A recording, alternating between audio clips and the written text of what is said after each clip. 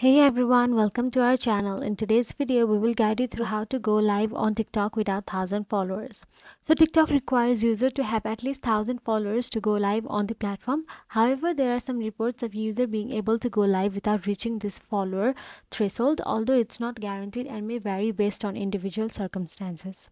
So let's get started. Firstly, open the TikTok app on your mobile device. Then inside the TikTok app, go to your profile. Then in profile, tap on the three dashboard option available in the top right corner. Then a drop down menu will appear. From the drop down menu, tap on the settings and privacy. Then simply scroll down till you find the option report a problem. So inside the report a problem, scroll down and tap on the submit report option. Now here all you have to do is write down and describe that you want a TikTok live. So tap, or you can simply tap on the image icon available there as well and share the image option.